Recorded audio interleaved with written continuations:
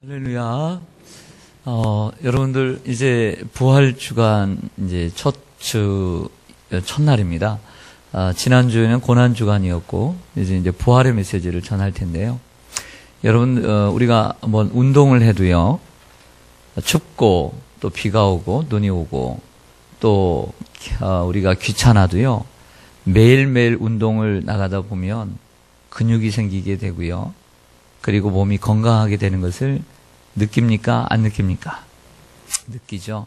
그런데 귀찮다고 그리고 또 피곤하다고 그리고 운동 나가지 않고 그러면 몸이 어떻게 되죠? 약해지게 되는 거예요. 마찬가지로 신앙생활도 그렇습니다. 신앙생활도 교회를 열심히 나오시는 분은 신앙이 좋아질 수밖에 없고 또 신앙이 좋아지더라고요. 할렐루야.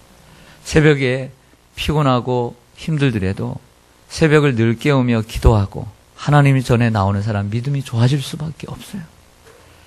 교회를 자주 안 나오는 사람들은 믿음이 좋아질 리가 없더라고요. 보니까 집에서 혼자 열심히 정말 하나님을 바라보지 않는 한 신앙이 좋아질 수가 없더라는 거예요.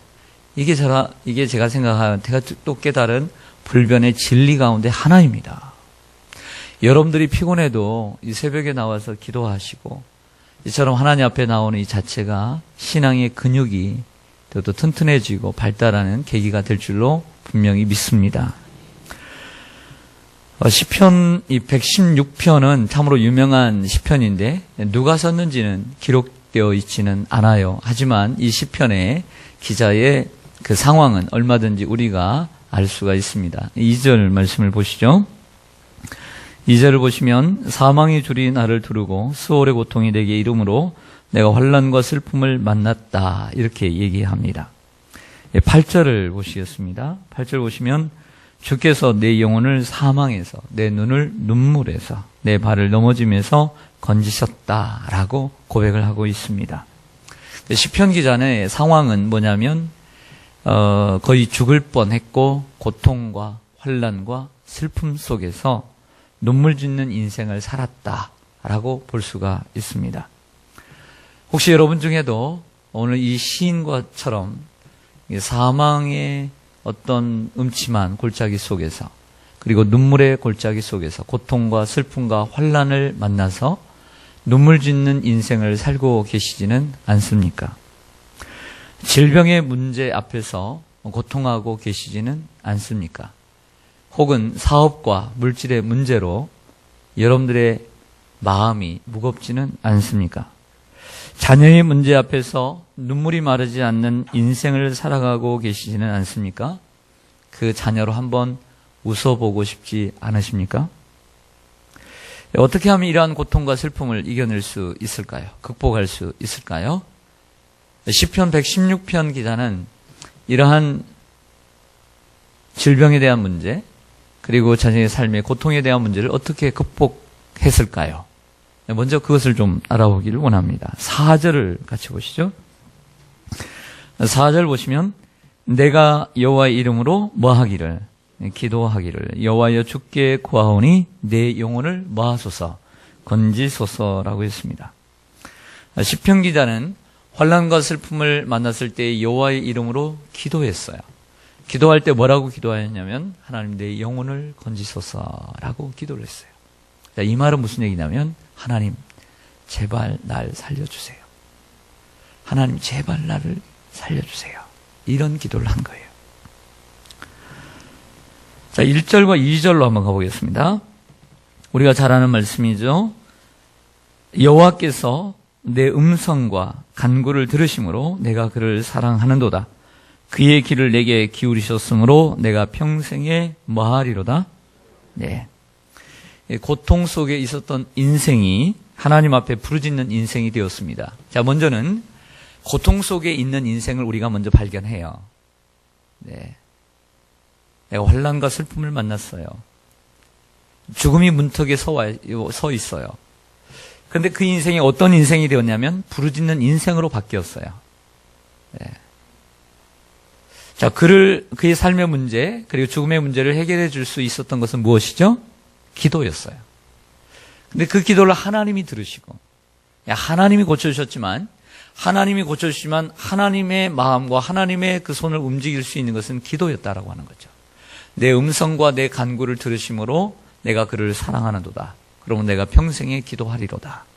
여러분, 기도가 우리의 삶의 묘약인 줄로 믿습니다. 하나님은 시편 기자의 음성과 간구를 귀 기울여 주시고 오늘 8절의 말씀처럼 그 생명을 죽음에서 살리셨고 그의 눈물을 닦아주셨으며 그의 발을 넘어짐에서 건져주셨습니다. 할렐루야. 기도가 우리 인생의 묘약인 줄로 믿습니다.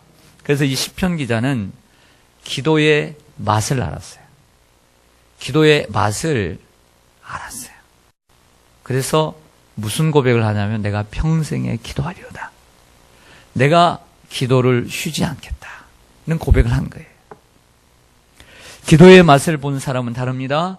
기도의 맛을 본 사람은 기도를 놓지 않습니다. 금요 기도회에 항상 피곤해도 그 저녁에 나와서 기도하는 분들이 왜 기도하는 줄 아세요? 기도의 맛을 알기 때문이에요. 피곤해도 바쁜 시간, 기도할 시간이 없으니까 그 시간이라도 나와서 기도해야 자기가 산다는, 자기의 영혼이 산다는 것을 알기 때문이죠. 새벽 기도회에 나오십니까? 기도의 맛을 아는 사람이 새벽 기도회에 나오는 거예요. 기도의 능력을 알기 때문이죠.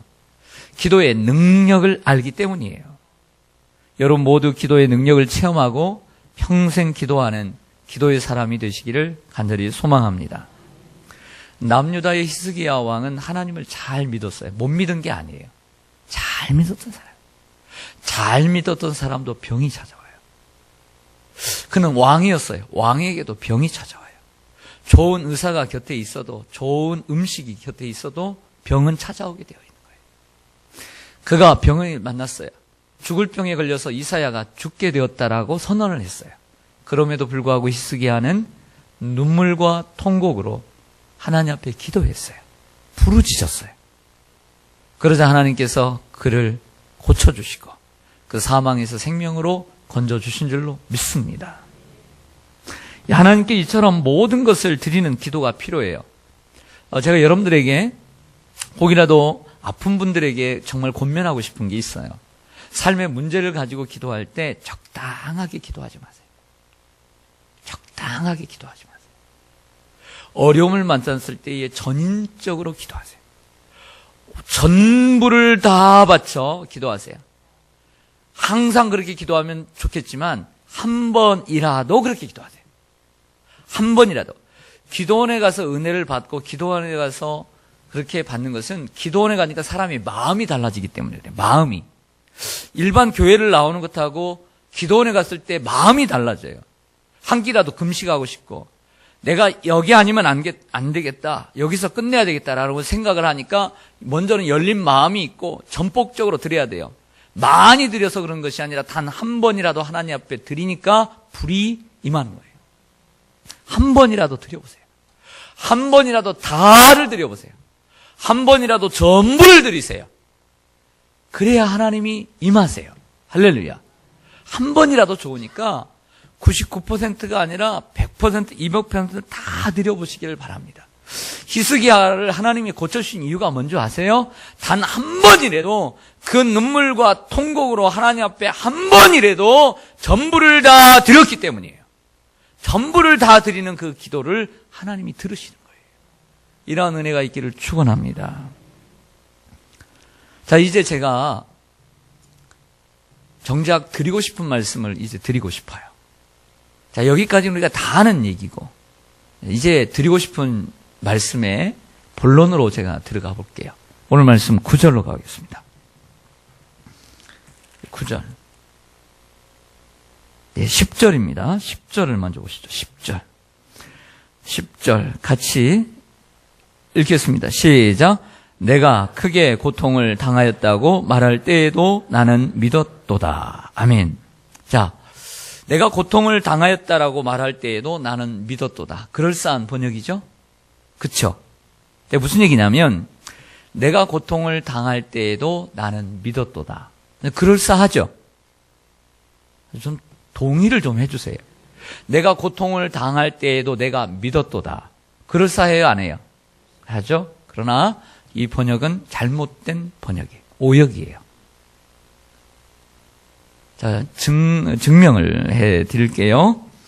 만약에 이 번역이 옳다면 고린도후서 4장 13절의 번역이 틀리든지 오늘 이 본문의 말씀이 틀리든지 둘 중에 하나예요. 자, 고린도후서 4장 13절로 가보죠. 고린도후서 4장 13절. 신약성경 290쪽입니다. 신약성경 290쪽. 꼭 찾아야 합니다. 못 찾으면 옆에 있는 분이라도 같이 보세요. 신약 290쪽. 고린도후서 4장 13절. 고린도서 4장 8절에 보면 우리가 사방으로 우겨싸움을 당하여도 쌓이지 아니하며 답답함을 당하여도 낙심치 아니하고 박해를 받아도 버림받지 아니하며 거꾸로 뜨림을 당하여도 망하지 아니하는 이런 유명한 구절이 있는 그러한 본문의 결론이에요. 13절로 가보면 자, 기록된 바 했죠? 자, 기록된 바라고 하는 것은 이 말씀이 이후에 나오는 말씀이 어디에 있는 말씀이에요? 그렇죠. 구약에 있는 말씀이죠. 내가 믿었음으로 말하였다. 한 것 같이 우리가 같은 믿음의 마음을 가졌으니 우리도 믿었음으로 또한 말하노라. 그랬죠? 네. 말했다고 믿었어요? 아니면 믿었음으로 말했어요? 믿었음으로 말했어요. 그리고 바울도 우리도 믿었음으로 또한 말하리라. 그랬죠? 근데 그 기억의 각주를 보세요. 아래쪽에 보면 그 각주가 어디에 인용이에요? 시편 116편 10절이죠. 우리가 바로 전에 읽었던 본문이죠. 그런데 오늘 본문을 다시 보면 내가 크게 고통을 당하였다고 말할 때에도 내가 믿었도다 했어요. 그렇죠? 틀리죠? 내가 믿었음으로 말했다라고 하든지 아니면 내가 믿었음으로 말했다라고 통일이 돼야 되는데 원래 인용했던 원 본문과 인용한 고린도후서 4장 13절이 같아요? 틀려요? 틀리단 말이에요. 그러면 어느 둘 중에 하나는 틀린 거죠. 어디가 틀릴까요? 안타깝게도 원문이 틀려요. 원본이. 복사본이 틀린 게 아니라 원본이 틀리다.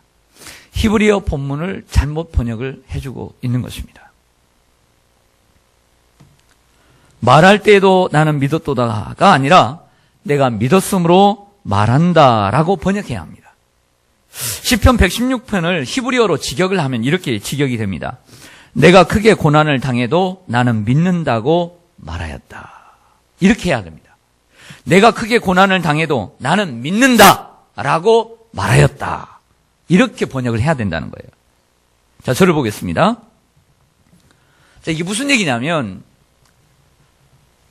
우리가 성경에 있는 것은 내가 환난과 시련을 슬픔을 만났을 때에 나는 믿었도다라고 번역이 되어 있지만 고린도후서 4장 13절과 서로 말씀을 바꿔보면 그리고 원본을 바르게 직역해서 보면 내가 환난과 슬픔을 만났을 때에 믿었도다가 아니라 내가 환난과 슬픔을 그리고 내가 질병의 고통 속에 오늘 내가 있을지라도 이런 고백을 했다는 거예요. 나는 하나님을 믿습니다.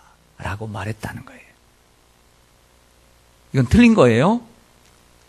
나는 단순히 믿었도다가 아니라 내가 환난과 슬픔을 만났을 때에 나는 하나님을 믿습니다. 그럼에도 불구하고 나는 하나님을 믿습니다. 라고 말했다는 거예요. 할렐루야. 저는 이러한 믿음이 여러분들에게 있기를 축원합니다. 여기에 문제는 신앙을 가져야 할 말을 할 수 있다는 것입니다. 신앙을 가져야 말을 할 수 있다. 고난을 당해도 말을 한다는 문제보다 인간이 어떤 형편 아래서도 말을 할 수 있는 것은 그에게 하나님을 믿는 마음이 있기 때문이다 라고 말할 수 있습니다. 그러므로 사랑하는 성도 여러분, 믿음의 고백을 할 필요가 있습니다. 나는 하나님을 믿습니다. 하나님께서 내 병을 고쳐주실 줄 믿습니다. 하나님께서 내 문제를 해결해 주실 줄 믿습니다. 라고 고백을 해야 된다는 거예요. 이 믿음이 필요하다는 것이죠. 할렐루야. 저는 우리 성도님들에게 그리고 저는 지난주에도 어떤 권사님에게 이 고백을 들었어요. 목사님, 그래도 저는 하나님을 믿습니다. 그래도 하나님께서 고쳐주실 줄 믿습니다. 그래도 하나님께서 해결해 주실 줄 저는 믿습니다. 저는 그런 고백을 들을 때 행복해요. 우리 성도님들이 이런 고백을 한다는 건 저는 행복해요. 와, 믿음 좋은 성도님들이 계시구나. 아직 이루어지지 않았고 해결되진 않았지만 하나님께서 나는 그 하나님을 믿습니다. 이 고백이 얼마나 아름다워요. 이렇게 살아가신 여러분들 되시기를 간절히 소망합니다. 근대 철학의 아버지라고 부르는 데카르트는 이런 유명한 말을 남겼습니다. 나는 생각한다. 고로 나는 존재한다. 유명한 말이죠. 생각이라고 하는 직관을 가지고 살아가는 사람, 자기의 경험을 가지고 살아가는 사람들의 얘기입니다. 그러나 여러분, 우리 그리스도인은 이렇게 살아가면 안 됩니다. 나는 생각한다. 그러므로 고로 존재한다. 내 존재의 목적은 생각이다. 이렇게 생각하면 안 돼요. 우리 그리스도인은 이렇게 살아가는 게 아니에요. 우리 그리스도인은 이렇게 살아가야 돼요. 나는 믿는다. 고로 나는 존재한다. 나는 믿음이 있기 때문에 살아가는 거예요. 할렐루야. 하나님의 은혜와 사랑을 인생의 미천으로 삼고 살아가는 우리는 이런 고백을 해야 됩니다. 나는 믿기 때문에 살아간다. 여러분, 우리가 잘나서 살아가는 게 아니에요. 우리가 생각하는 존재이기 때문에, 그래도 우리가 뭔가를 느끼는 존재이기 때문에 살아가는 것이 아니라 하나님의 은혜와 하나님의 사랑을 받고 살아가는, 우리의 인생이 하나님의 사랑과 하나님의 은총이 바로 우리 인생이 미천이기에 나는 하나님을 믿기 때문에 나는 오늘도 살아갑니다 라고 고백해야 되는 거예요. 이 고백은 무슨 뜻이냐면, 나의 신앙, 여러분들이 가지고 있는 신앙을 삶의 수단으로 삼는 것이 아니라 여러분들이 가지고 있는 신앙, 그리고 신앙생활 그 자체가 인생의 목적이라는 거예요. 하나님을 믿는 것이 자랑이요, 하나님을 믿는 것이 신앙의 목적이 되어서 그 목적으로 인생을 살아가는 사람, 내가 믿음으로 살아간다 라고 하는 것입니다. 그래서 오직 믿음이 믿음으로 사는 사람, 오직 의인은 믿음으로 사는 거예요. 할렐루야. 의인은 믿음으로 산다는 것은 무엇이냐? 내가 믿기 때문에 사는 것입니다. 내가 믿음 안에서 살아가는 것이다. 하나님의 은총과 사랑 속에서 그 하나님의 은혜와 사랑이 없으면 나는 살아갈 수 없는 존재이기 때문에 내가 그 믿음으로 살아가는 것, 바로 그 사람이 오직 의인은 믿음으로 사는 거예요. 9절을 보시겠습니다. 자, 9절 말씀을 드리려고 또 합니다. 같이 읽습니다. 시작. 내가 생명이 있는 땅에서 여호와 앞에 행하리로다. 아멘. 멋져요, 안 멋져요? 별로 묵상을 깊이 안 하셨어. 멋져요, 안 멋져요? 내가 생명이 있는 땅에서 여호와 앞에 행하리로다. 멋져요, 안 멋져요? 얼마나 멋진 표현이에요. 이런 표현 정말 멋진 표현이에요. 시인은 생각해보세요. 죽음의 문턱까지 왔어요. 그렇죠? 근데 죽지 않고 살았습니다. 죽지만 않았지 죽었다가 다시 산 거나 마찬가지예요. 한마디로 부활한 거예요. 다시 산 거죠. 우리는 예수님의 십자가로 용서함을 받고 구원을 받고 예수님이 다시 사심으로 우리가 영원히 살게 된 줄로 믿습니다. 예수님의 부활은 실제를 창조할 뿐만 아니라 그것을 작동하게 해줍니다. 이는 예수님의 부활이 우리의 삶에 필요한 능력과 조건을 제공해 준다는 말입니다. 시인은 그걸 경험했어요. 죽음의 문턱까지 가서 죽지만 않았지 죽었다가 다시 살았어요. 그냥 부활의 인생을 살고 있는 것이죠. 그 부활의 인생, 죽었다가 다시 살아난 이 부활이 자기의 삶에 큰 영향력을 미쳤다는 거예요. 그 부활의 능력이 결국엔 자기가 인생을 살아가는데 큰 능력과 힘을 제공해주고 있다라고 하는 것이죠. 많은 사람들이 부활이 없는 것처럼, 마치 다음 세상이 없는 것처럼 이 세상을 살아가고 있습니다. 그러나 부활을 맛본 시인은 이런 고백을 합니다. 내가 생명이 있는 땅에서 여호와 앞에 행하리로다. 할렐루야. 죽었다가 다시 살아난 사람은 하나님 앞에서 살려고 노력을 하는 것처럼, 우리가 죽지는 않았지만 우리가 허물과 죄로 죽었습니다. 예수 그리스도께서 십자가에서 우리의 죄를 대신 짊어지시고 죽으시고 부활하심으로 우리를 살려 주신 줄로 믿습니다. 그러므로 우리의 영혼은 이미 죽었다가 다시 살아난 존재예요. 그리고 부활의 생명을 받은 존재입니다. 우리가 어떻게 살아야 됩니까? 이 생명의 땅에서 여호와 앞에 살아가야 될 줄로 믿습니다. 바로 이것이 부활의 신앙을 가지고 부활의 능력을 가지고 살아가는 성도의 삶인 줄로 믿습니다. 욥은 고난을 당했습니다. 욥만큼 고난을 당한 사람이 세상에 있을까요? 욥은 그 고난 속에서 이런 고백을 했습니다.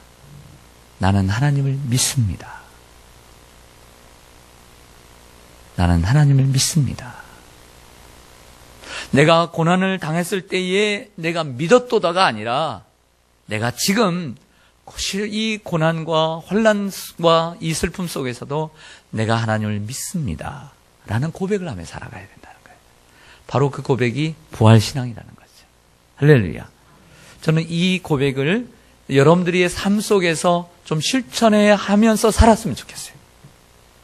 어려운 일 앞에서도 나는 하나님을 믿습니다. 그냥 믿었다. 그래, 나는 믿어. 이게 아니라 나는 하나님을 믿습니다. 나를 고쳐주실 줄 믿습니다. 이 환난에서 건져주실 줄 믿습니다. 이런 고백이 여러분들의 입에서 나오기를 간절히 소망합니다. 네, 기도하겠습니다.